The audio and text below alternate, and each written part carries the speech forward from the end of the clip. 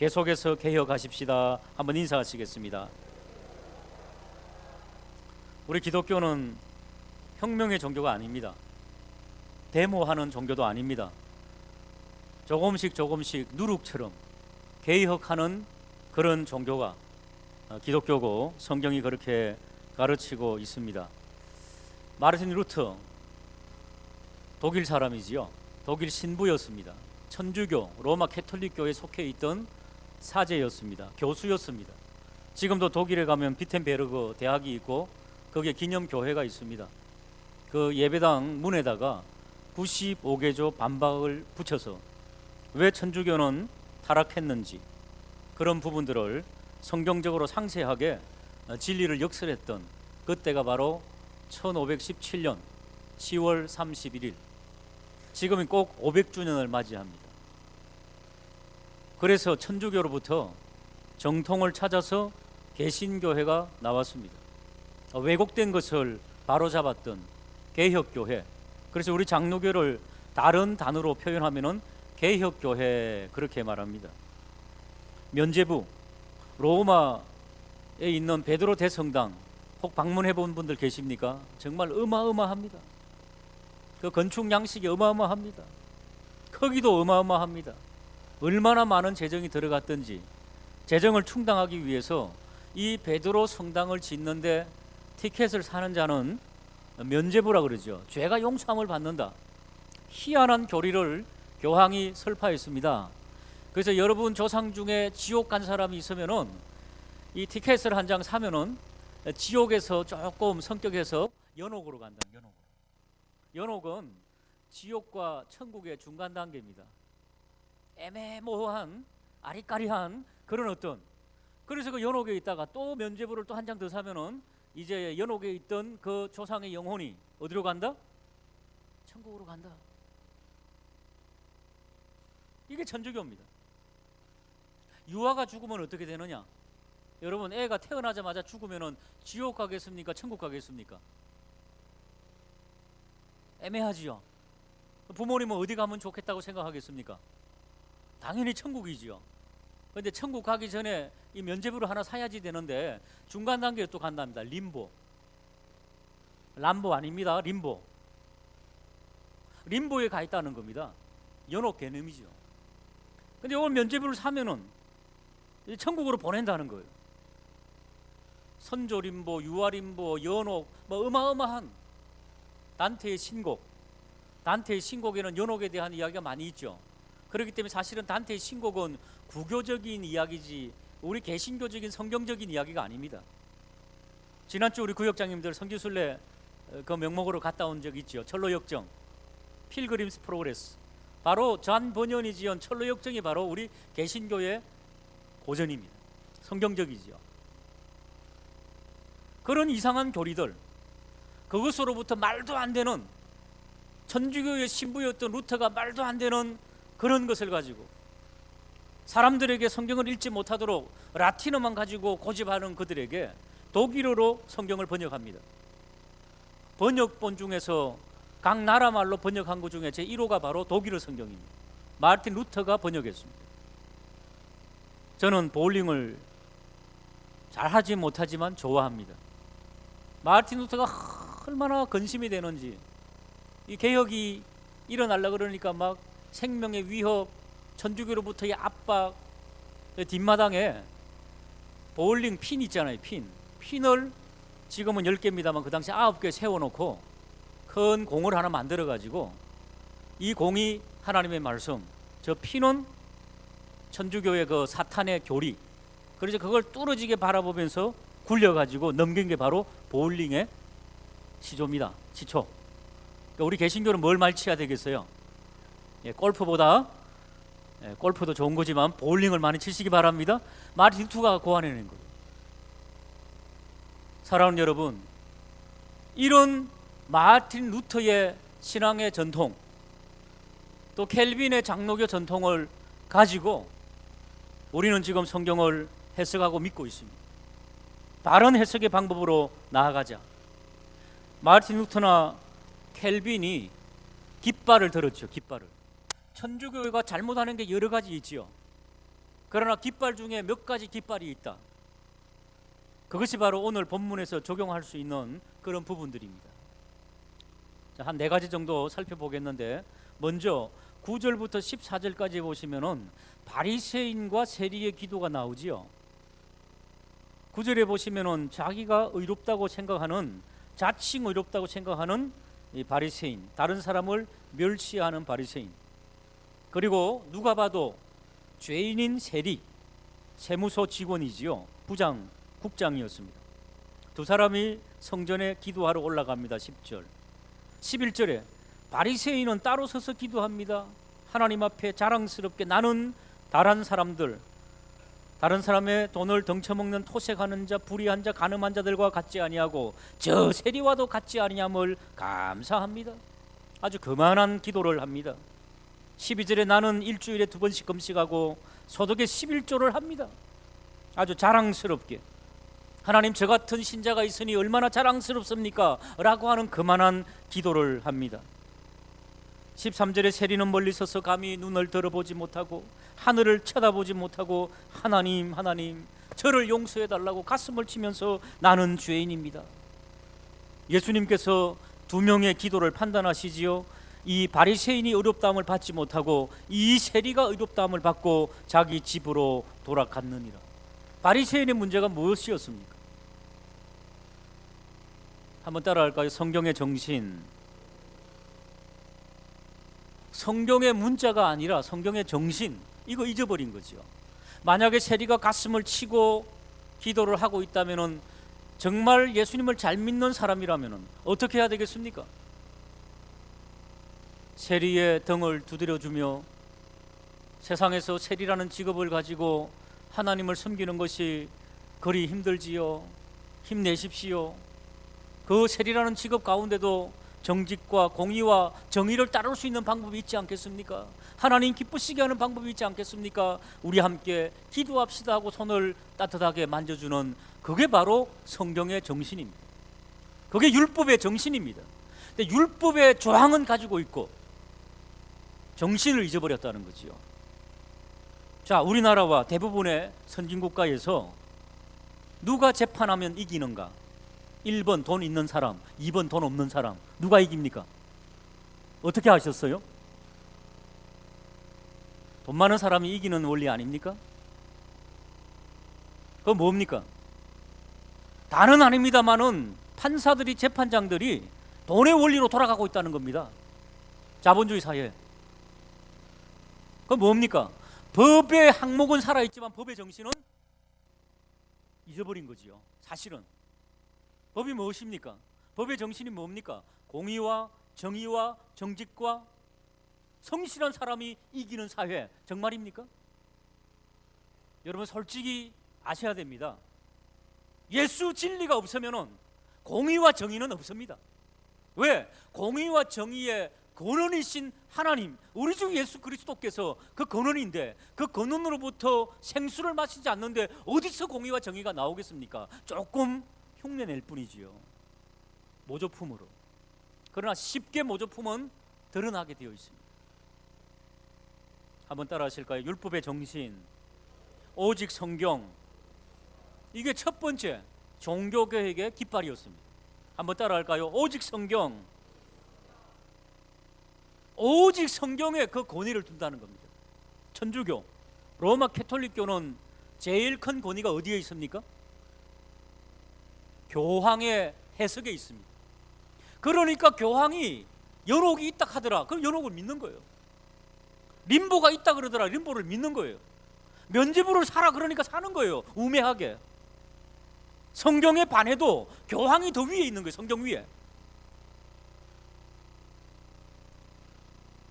지금 림보라고 하는 거 있죠. 아까 말했던 유아가 죽으면 가는 곳, 말도 안 되거든요. 성경적이 아니거든요. 자신들도 포기했어요. 그 교리를.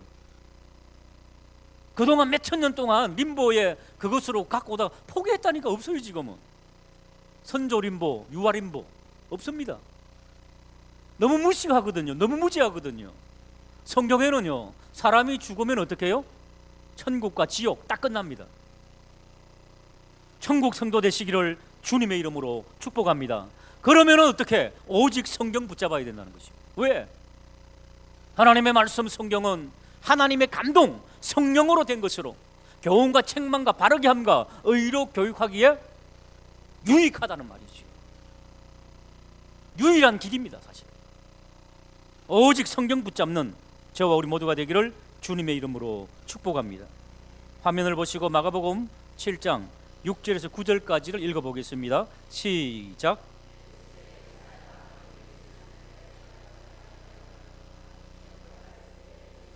입술로는 나를 공경하되 마음으로는 내게서 멀도다. 사람의 계명으로 교훈을 삼아 가르치니 나를 헛되이 경배하는도다 하였느니라. 너희가 하나님의 계명은 버리고 사람의 전통을 지키느니라. 또 이러시되 너희가 너희 전통을 지키려고 하나님의 계명을 잘 저버리는도다. 사랑하는 여러분, 예수님을 믿으면서 성경 말씀의 권위를 인정하고 성경 말씀을 깨닫지 못하면은 다른 것을 깨닫게 되어 있습니다. 사단의 음성을 듣게 되어 있고 사람의 음성을 듣게 되어 있고 사람의 유전을 따르고 사람의 전통을 따르게 되어 있습니다. 정확합니다. 바리새인이 그랬고 천주교가 그랬습니다. 우리도 그럴 수 있습니다. 성령의 음성, 오직 성경 권위를 인정하고 믿고 따르는 저와 우리 모두가 되기를 주님의 이름으로 축복합니다. 예수님께서 오늘 누가복음 18장은 기도에 대해서 말씀하시면서 1절에 이렇게 말씀합니다. 예수께서 그들에게 항상 기도하고 낙심하지 말아야 할 것을 비유로 말씀하셨다. 받아하실까요? 낙심하지 마십시다. 여러분, 기도할 때에 한 번 기도했는데 들어 응답이 됩니까? 안 됩니까? 평생 안 되는 것도 있습니다. 왜? 기도의 응답은 나에게 있는 게 아니라 하나님 아버지의 주권에 있는 것입니다. 그러니까 우리는 기도하면서 어떻게 해요? 아버지의 주권에 맡깁니다. 아버지께서 알아서 인도해 주십시오. 그러면 기도 안 해도 되겠네? 아버지께서 알아서 할 거니까 그래도 기도해야 됩니다. 하나님의 주권 속에 맡기면서 10년, 20년 기도해야 됩니다. 그렇기 때문에 낙심하지 말고 기도해야 된다. 한 과부, 홀로 된 여인이 있었다. 하나님을 두려워하지 않는 재판장에게 자기의 억울함을 호소하는데 재판장이 듣겠습니까? 돈도 없는, 백도 없는 과부, 그 여자의 그 이야기를 듣겠습니까? 근데 이 여자의 방법은 날마다 가서 문을 두드리는 겁니다. 도와달라고. 오늘 본문에 나오지요. 그랬동안 4절에 그가 얼마 동안은 듣지 아니하다가, 아니 돈도 안 나오고 백도 없는데 뭐하러 들어줍니까? 그런데 후에 속으로 생각합니다. 내가 하나님을 두려워하지 않고 사람을 무시하는 재판장이지만은 이 과부가 나를 번거롭게 하기 때문에 아이고 빨리 그냥 들어주고 말지. 그리고 들어줬다는 겁니다. 이 비유 왜 하십니까? 더더군다나 아버지 하나님은 우리의 밤낮 간구하는 것을 듣지 아니하겠느냐. 할렐루야. 나쁜 재판장도 들어주는데 더더군다나 우리 아버지 하나님은 들어주시지 않겠느냐. 그러시면서 8절에 이렇게 말씀합니다. 너희에게 이르노니 속히 그 원한을 풀어주시리라. 그러나 인자가 올 때에 세상에 믿음을 보겠느냐. 한번 스스로에게 한번 물어보십시다. 믿음이 있느냐? 어떤 믿음이 있느냐? 오늘 본문에는 우리에게 보여주는 믿음이 무엇입니까? 끈질기고 집요하고 아버지 앞에 간구하면은 받을 수 있다는 그런 집요함. 이것도 믿음의 한 부분이지요. 종교개혁도 이 믿음 때문에 일어난 겁니다. 마틴 루터가 포기하지 아니하고 집요하게. 사실은 마틴 루터가 포기했습니다. 아이고 더 이상 못하겠다. 그때 하루는 그의 부인이, 사모님이 상복, 검은 상복을 입고 막 울더래요. 뒷마당에서. 그래서 누가 죽지도 않았는데 왜 우느냐 그러니까 하나님이 죽으신 것 같아. 그러면서 울더라는 겁니다. 왜 그러냐 그러니까 당신이 개혁을 하다가 포기한 것 보니까 하나님이 죽은 모양이라고. 그 말을 듣고 정신이 번쩍 나가지고 다시 개혁에 다시 박차를 가했던 그런 일화가 있습니다. 사랑하는 여러분, 우리가 믿는 하나님은 죽은 하나님이 아니라 아브라함의 하나님, 이삭의 하나님, 야곱의 하나님, 살아계신 하나님. 할렐루야. 이 하나님을 믿고 오직 믿음으로 달려나가는 저와 우리 모두가 되기를 주님의 이름으로 축복합니다. 바리새인은 다른 의의를 가지고 있었지요. 아까 말했습니다. 9절에 자기를 의롭다고 하는 그 의의를 가지고 생활했다는 겁니다. 자기가 의롭다는 것, 율법 가지고는 구원받지 못합니다. 로마서 1장 17절 같이 한번 읽어볼까요? 시작.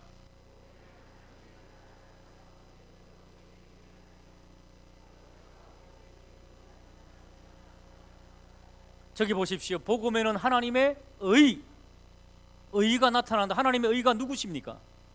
예수 그리스도. 한번 따라하시고 예수 그리스도. 예수 그리스도. 예수 그리스도만이 하나님의 의입니다. 교황 아닙니다. 교주 아닙니다. 교주 있는 모든 곳은 다 이단이에요. 사실은. 왜? 교주가 성경을 해석하기 때문에. 로마 천주교회도 이단이에요. 왜? 교황이 해석하기 때문에. 잘못하잖아요, 해석을. 오직 성경의 권위를 두고 예수 그리스도를 바라보는 믿음이 있게 되기를 주님의 이름으로 축복합니다. 그 예수님을 바라보는 믿음, 그것이 바로 오직 의인은 믿음으로 말미암아 구원을 받는다는 것입니다. 옆에 있는 분에게 오직 예수 믿음 한번 외치시기 바랍니다. 너무 쉬운 진리 아닙니까? 예수님만 바라봐라. 예수님만이 우리의 진리시다, 길이시다, 생명이시다. 예수 붙잡아라. 이게 바로 오직 믿음입니다. 예수 그리스도를 바라보는 믿음. 마르틴 루터가 천주교 교황을 향해서, 그 당시 타락한 사제들을 향해 가지고 예수 믿어야 된다, 당신들도. 지금도 마찬가지입니다. 예수만 붙잡는, 하나님의 의를 붙잡는, 하나님의 의 예수를 안 붙잡으면은 다른 것 붙잡게 되어 있습니다. 율법의 조문 붙잡고, 자기의 전통 붙잡고. 자, 이제 세리의 기도로 다시 한번 더 돌아보고 가겠습니다. 13절에 보시면은 세리가 멀리 서서 감히 눈을 들어 쳐다보지 못하고 하나님께 가슴을 치며 불쌍히 여겨 달라 그랬지요. 세리는 착하게 사는 사람입니까? 나쁘게 사는 사람입니까? 세리가 착하게 살아요? 세리는 창기와 마찬가지로 급수가 마찬가지입니다. 그 당시에 세리는 월급이 없습니다. 백성들의 세금을 쥐어 짜가지고 거기다가 더 많이 얹혀가지고 쥐어 짜서 자기의 생활비를 하는 것, 로마가 그렇게 만들었거든요. 그러니까 세리하면은 사람을 덩쳐먹을 수밖에 없는 그런 구조였습니다. 그러니까 세리는 사기꾼과 비슷한 거지요. 그러니까 항상 창기와 세리는 따라가는 직업군입니다. 세리의 평소의 삶은 올바르지 못합니다. 그런데 오늘 예수님께서는 세리의 기도를 의롭다 그러셨죠. 왜 그랬을까요? 세리는 그때까지는 나쁜 일을 했지만 하나님 앞에 무릎 꿇을 때에는 자기가 어떻게 기도해야 되는지를 알고 있었던 겁니다. 하나님, 나는 죄인입니다. 저를 용서해 달라고. 한번 따라할 거예요. 하나님의 은혜, 하나님의 은혜, 하나님의 은혜에 호소하는 것을 알았다는 거예요. 여러분, 우리가 수요 예배드리고 금요 기도하고 매일 새벽 기도하고 매일 하나님 앞에 매주일 예배드리고, 이 참 하나님께서 기뻐하시는 거지요. 그러나 하나님 앞에 나왔을 때는 그런 걸 이야기하는 게 아닙니다. 하나님 앞에서는 항상 뭐다고요? 하나님, 저는 무익한 종입니다. 아무리 돌아봐도 예수님 아니고서는 가망이 없는 사람입니다. 저는 죄인입니다. 죄 용서받게 하신 그 은혜를 감사합니다. 아무리 큰 죄를 지었다 할지라도 하나님 앞에 호소하는 죄인은 하나님께서 예수 그리스도의 십자가의 보혈로 뒤덮어서 그 사람을 의롭다, 은혜 주심을 믿으시기를 주님의 이름으로 축복합니다. 그렇기 때문에 우리 공로 아닌 예수 그리스도의 공로 의지하였습니다. 한번 따라할까? 오직 은혜. 개신교는, 기독교는 오직 은혜입니다. 절대로 우리 자랑하는 거 아닙니다. 이것이 바로 종교개혁의 세 번째 깃발이었습니다. 자, 첫 번째 깃발 뭡니까? 오직 성경. 두 번째 깃발 오직 믿음. 세 번째 깃발 오직 은혜. 히브리서 4장 16절 같이 읽겠습니다. 시작.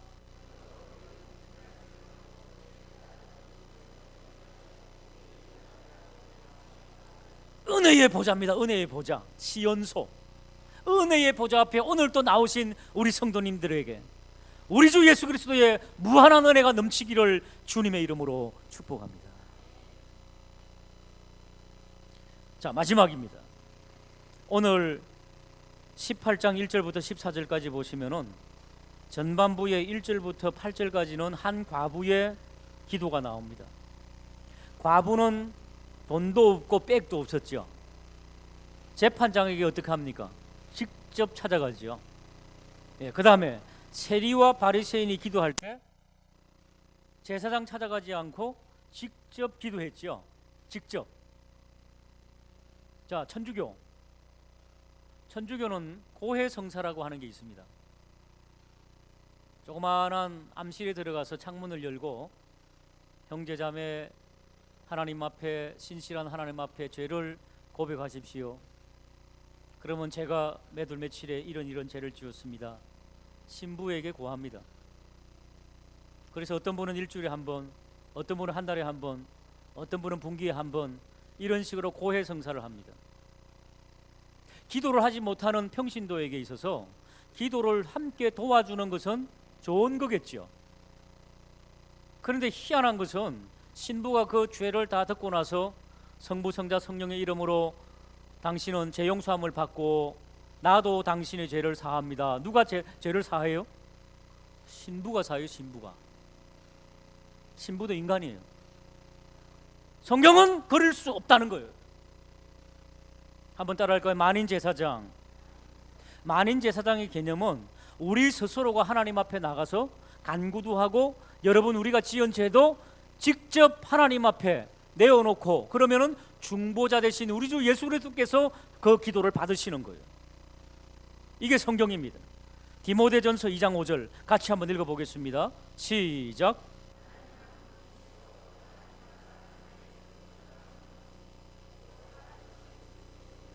그렇습니다. 중보자는 오직 한 분이십니다. 그렇기 때문에 우리 교회에서는 중보기도라는 단어를 쓰지 않습니다. 왜? 예수님만이 중보기도자이기 때문에 우리는 조금 단어를 바꿔가지고 협력하는 기도, 도구하는 기도 뭐 이 정도로 사용하고 있습니다. 서로 구역에서 서로 가족끼리 협력하며 기도하고 이 사람의 죄 용서함을 위해서 함께 기도하는 건 너무너무 좋은 겁니다. 그러나 우리가 당신의 죄는 성경이 용서하고 주님께서 용서했다는 거지 내가 당신의 죄를 용서한다는 내 입장에서 중보자가 될 수 없다는 겁니다. 이게 개혁된 거예요. 사랑하는 여러분, 주님 앞에 직접 나아가셔서 중보자 되신 주님을 직접 붙잡는 성도 우리 모두가 되기를 주님의 이름으로 축복합니다. 이게 바로 만인제사장이다. 성경을 신부만 보라고요? 라틴어로만 읽으라고요? 각계 각국의 언어로 번역되어서 누구나 성경을 읽을 수 있습니다. 사랑하는 여러분, 직접 하나님의 보좌 앞에 나아가는 겁니다. 은혜의 보좌 앞에 나아가는 겁니다. 이게 바로 종교개혁의 네 번째 기치였습니다. 오직 성경, 오직 믿음, 오직 은혜, 만인제사장. 그러면 물어야지요. 한번 따라. 그러면 나는 무엇을 개혁할 것인가? 여러분, 우리가 천주교를 욕해서 뭐 하겠어요? 내 자신을 돌아봐야지요. 성경이 목숨 걸고 번역되었습니다. 스스로 우리가 한번 물어봐야 돼요. 나는 일주일에 몇 번씩 성경을 펼치고 읽고 있는가? 베고 자지는 않는가? 어떤 분은 베고만 잔답니다. 베개로. 그러면 속속 들어온대요. 사랑하는 여러분, 무엇을 개혁해야 할 것인가? 날마다 생명의 삶을, 생명의 떡을 떼고 있는가? 사탄이 지금은 있죠. 성경을 너무너무 많이 만들어가지고 옛날에는 이 성경 한 권이 얼마나 귀했는데 지금은 떠돌아다니는 게 성경이니까 가치가 떨어져 버린 것처럼 보여요. 영원하신 생명의 말씀. 주여, 이 성경을, 생명의 말씀을, 이 성경의 정신을 얼마나 나는 호흡하고 있는가? 이게 개혁입니다, 여러분. 오늘 종교개혁 500주년, 하나님 앞에 나는 얼만큼 끈질긴 기도로 나아가는가? 한번 물으시기 바랍니다. 삶이 공고하시지요? 어렵지요? 우리 주님은 우리와 함께 있음을 믿으시길 주님의 이름으로 축복합니다. 그 주님의 사랑하심 그 앞에서 나는 얼만큼 내어놓고 있는지를 한번 돌아보고, 남이 아니라 이제는 천주교와 타종교가 아니라 그것은 이제 역사적으로 있었던 것을 우리 성도님들과 나누은 것이고, 이제는 나는 무엇을 내 스스로, 우리 교회는 무엇을 개혁해 나가야 할 것인가 곰곰이 생각하며 묵상하며 주님께 개혁된 우리의 모습을 보이게 되는 저와 우리 모두가 되기를 주님의 이름으로 축복합니다. 기도하시겠습니다. 하나님 아버지,